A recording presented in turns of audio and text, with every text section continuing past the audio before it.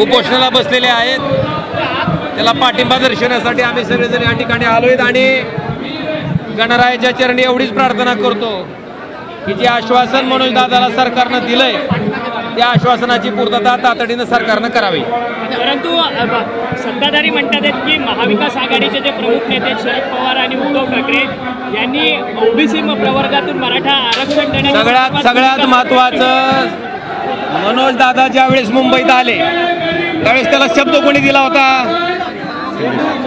कोणी दिला होता?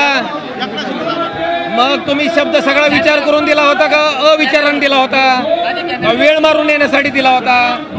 मला वाटतंय ज्यांनी तो शब्द दिला त्यांनी ती पूर्ण करणं गरजेचं आहे। निश्चित मला वाटतं तीच भावना झाली, तीच भावना आहे ना। या अर्थी तुम्ही मुंबईत आल्याच्या नंतर शब्द देता, गुलाल उधळायला लावता आणि नंतर मात्र जे आश्वासन सरकार म्हणून दिलं ते पूर्ण करत नाही, ही फसवणूक नाही तर काय आहे? मग आता हा प्रश्न तुम्ही त्यांना विचारणं गरजेचं आहे।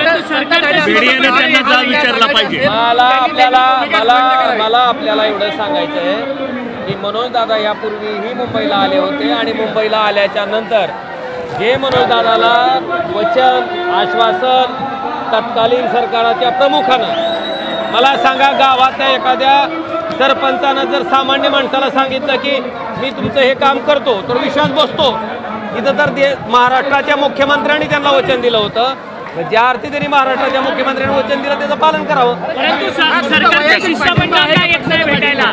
सरकारचं शिष्टमंडळ का भेटायला येत नाहीये? मला वाटतं याच्या बाबतीत सरकारच्या शिष्टमंडळानं सुद्धा या ठिकाणी फार अंत न बघता आंदोलकाचा या ठिकाणी तातडीनं यावं आणि जे आश्वासन दिलं ते पूर्ण करावं।